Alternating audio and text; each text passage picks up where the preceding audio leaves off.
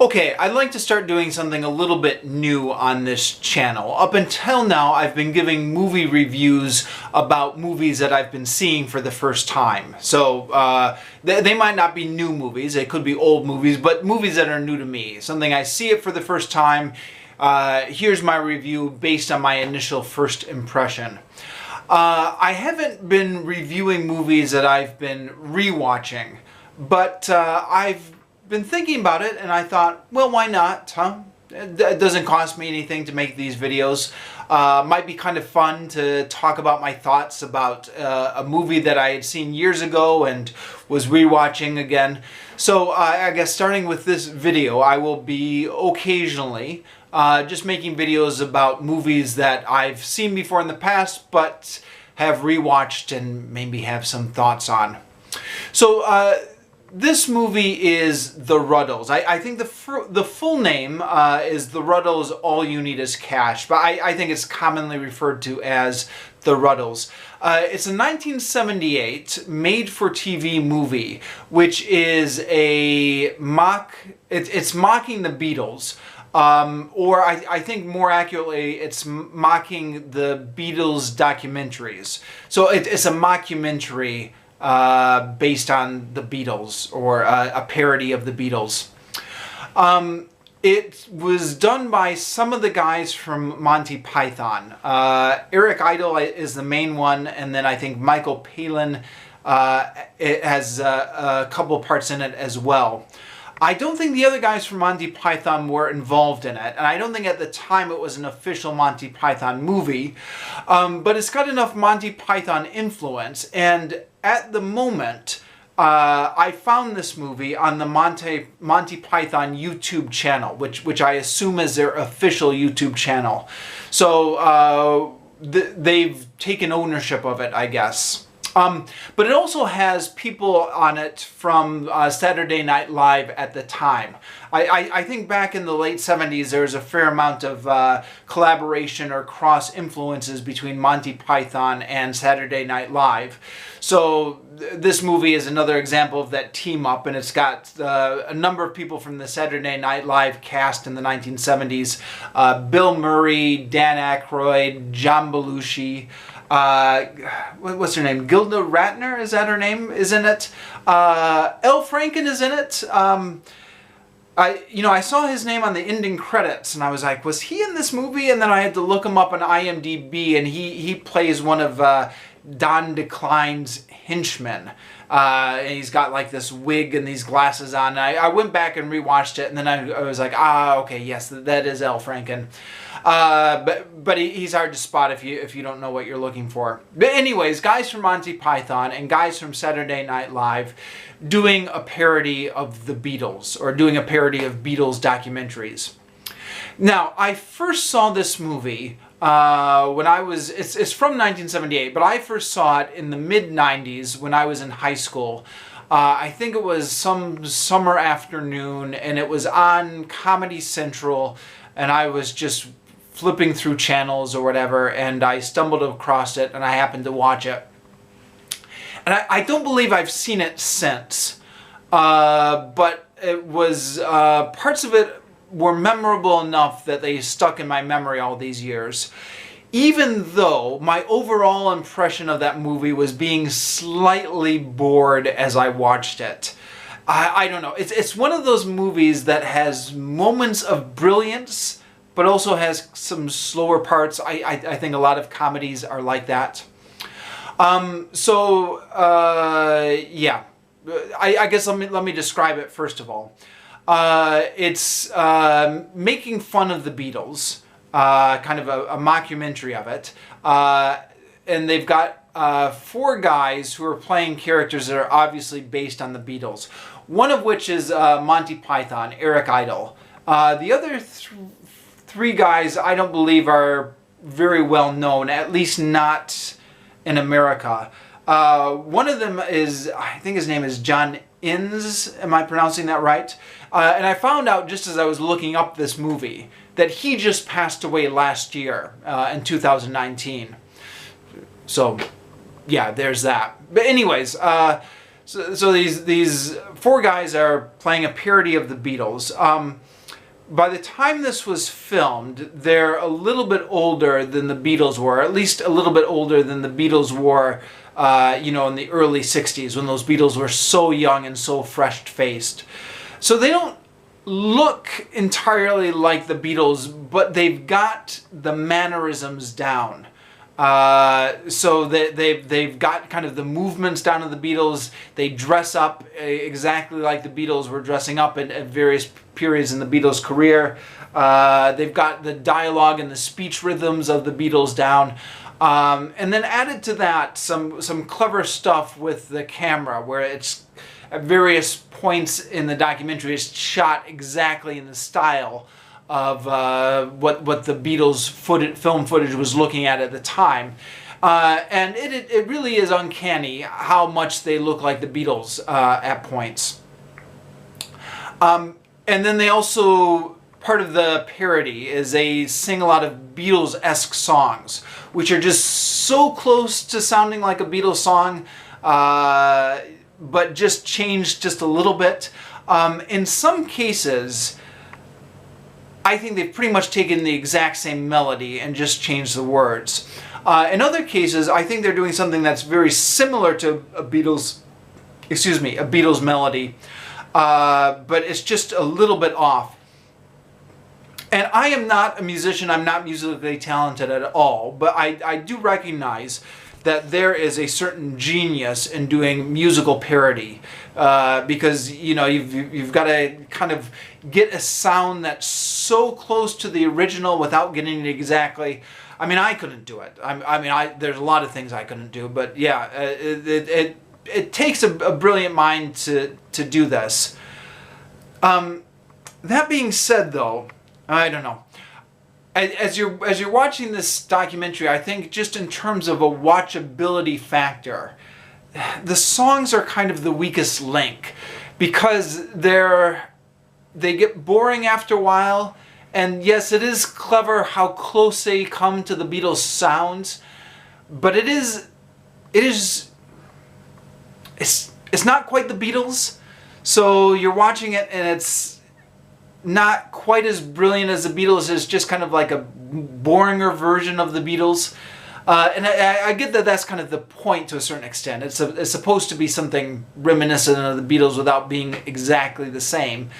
But yeah, the song parts of this mockumentary, especially the longer song parts, can be where this starts to lag a little bit. And when I first saw this, it was a summer afternoon, I was in front of the TV, and I do remember getting a little bit bored with that. But I think some of that has to do with your expectations of viewership. Because if you're expecting like a fast-paced kind of funny movie when you're in front of the TV, then this maybe doesn't deliver. But this is almost perfect for the internet. It's exactly kind of the corny type of humor that is all over YouTube. And the second time I watched this, the second time being just now, I was on YouTube and I stumbled upon it, and I wasn't actually intending to watch the whole thing. I was intending just to watch a little bit of it, just to kind of remind me of what it was like. But it was interesting enough that I got hooked in, and I was doing other stuff on the computer while it was up in the background. But it was, yeah, I think it is well on par with a lot of the amateur humor on YouTube. So it's in very good company when it's up on YouTube, and I guess the expectations you have of this movie reflect the viewing experience. And if your expectation is just a silly video on YouTube, then this does make for just a nice silly little video on YouTube. And it's up there on Monty Python's official channel now. So it's all I assume it's totally legal and the copyright's being respected and everything. So you can go and watch it guilt-free. I was a huge Beatles nut when I was younger. I watched a lot of Beatles documentaries. The Beatles Anthology, I don't even remember the names of them, but I watched so many of them. So if you're a big Beatles fan like I am, you know that these documentaries, they all include certain footage. You know that there's just certain footage or certain interviews or certain concerts that just make it into all the documentaries. And this, the Rutles, the mockumentary, is well aware of that. So they pick out those classic clips that you've seen a million times in just different documentaries, and they just put them up, and they're parodying them a little bit or subverting them a little bit, and it's pretty clever for what it is. It surprised me a little bit because, you know, those Beatles documentaries that I grew up watching. You know, I was a teenager in the 90s when I was watching these. But I guess they must have already been a staple of television by the 70s, because the Rutles mockumentary came out in 1978, and I guess these documentaries were already a cliche at the time.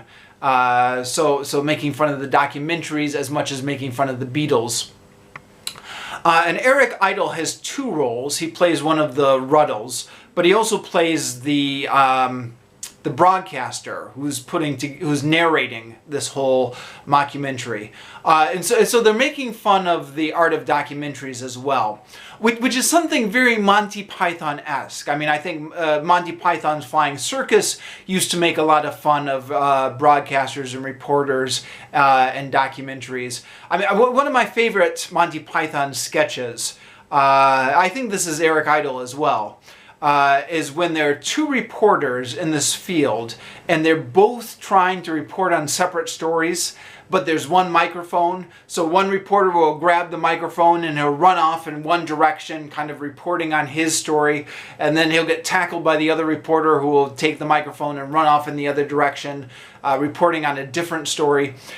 You know, just kind of that absurdity about the world of broadcast. You know, how it's, I guess the joke is how it's, when we see a news broadcast or a documentary coming to us on the TV, it's so carefully edited and staged.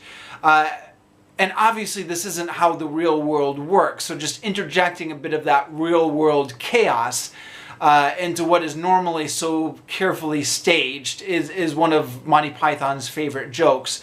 And they do that over and over again in this Rutles documentary. So, you know, like right from the very first shot, he's doing, sorry, not from the very first shot, but one of the early scenes. Eric Idle is doing that thing the documentaries do, where he's walking down the street and talking about something.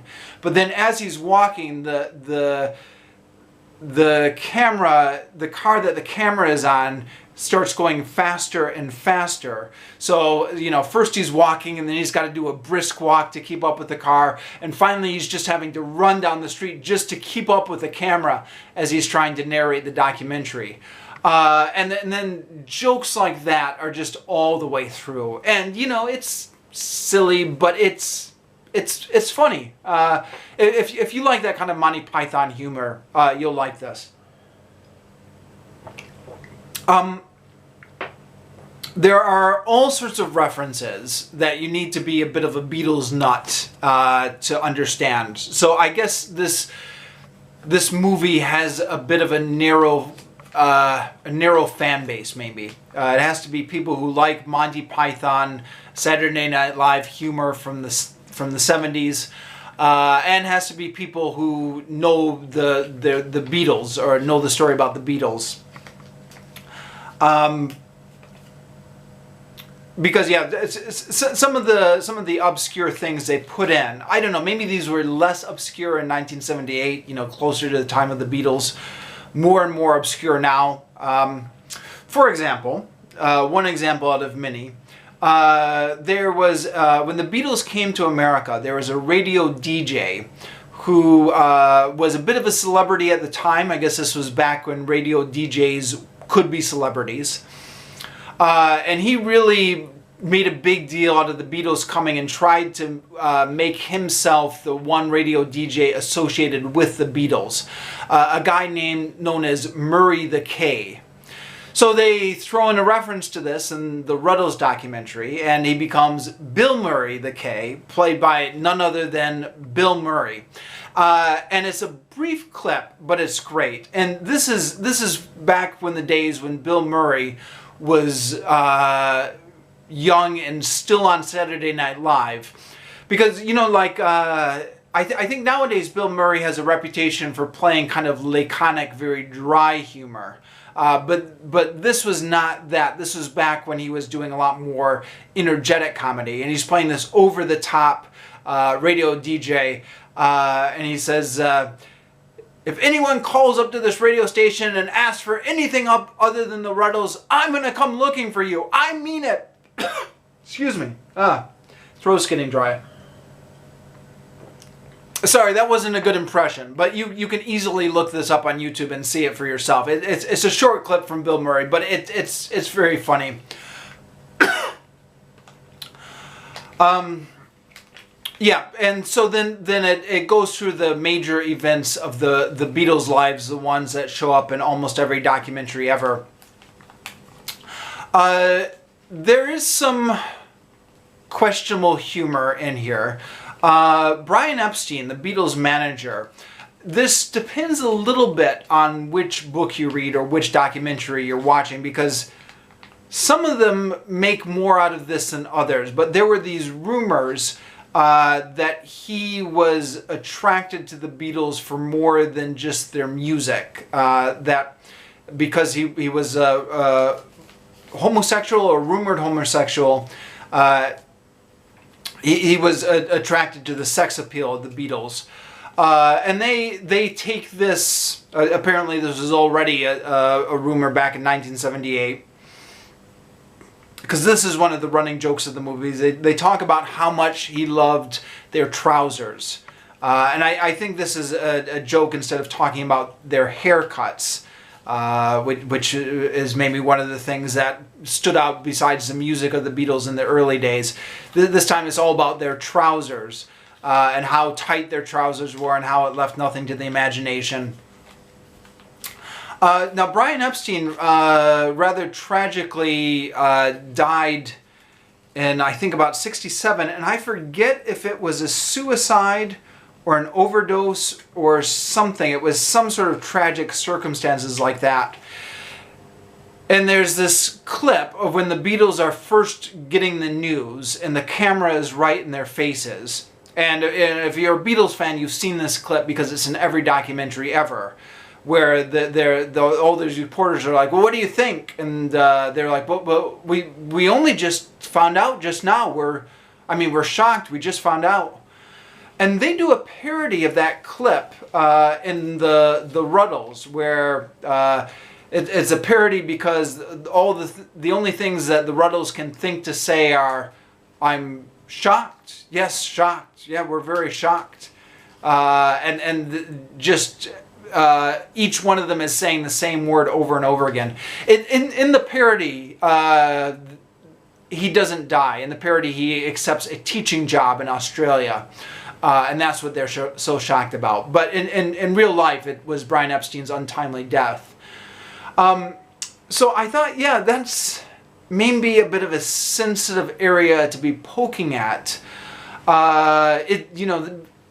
Maybe that's in a bit of bad taste. But George Harrison was actually a big supporter of this movie. George Harrison, again, this is something you already know if you're a Beatles fan, but he was a huge fan of Monty Python. He actually produced The Life of Brian because nobody else would fund it. So George Harrison provided the funding for The Life of Brian when they couldn't get any other funding for it. George Harrison was a big fan of this movie, and he shows up in a cameo role as one of the reporters. And it's obviously him, but it's still a great disguise. He's got like on this gray wig and these glasses and stuff like that. So it is possible, if you're not looking for him, that maybe the first time watching it, that could escape your notice. In fact, I don't even remember if I noticed that the first time I saw the movie or not. But anyways, George Harrison being a supporter of this film and a collaborator, you know, I guess he's the one who to say whether or not that crosses the line. And if he's okay with it, then yeah, why not, huh? Yeah, there are a few other things like that, actually. The character of Yoko Ono, instead of having a Japanese character, they have a German Nazi character that John Lennon falls in love with. The parody character of John Lennon. Yeah, that's another thing which maybe we're a little bit more sensitive about now than they were back in 1978. Although these things go in cycles. So, you know, in another 5, 10, or 20 years, or who knows how long, then people won't be quite as sensitive about it. And then in a few years after that, people will get sensitive about it again. So, you know, how acceptable it is to use Nazis as humor, I think, goes back and forth. Yeah, another thing, the character of George Harrison, the character who's parodying him, is played by a dark-skinned character who appears to be of Indian descent. And I thought, oh, right, okay, so they're getting the Indian character to play George. And I thought, I mean, on the one hand, well, fair enough. I mean, it's a way to add diversity to the cast. Right now, they're not 4 white guys. But I thought, yeah, but do we really need... I mean, can't George Harrison just be a white guy who's interested in India? Do we need to have him played by an Indian guy? Although, again, I looked this up on Wikipedia, and actually the character who was playing him wasn't actually Indian. I think it was somebody of South American, of Malay descent or something like that.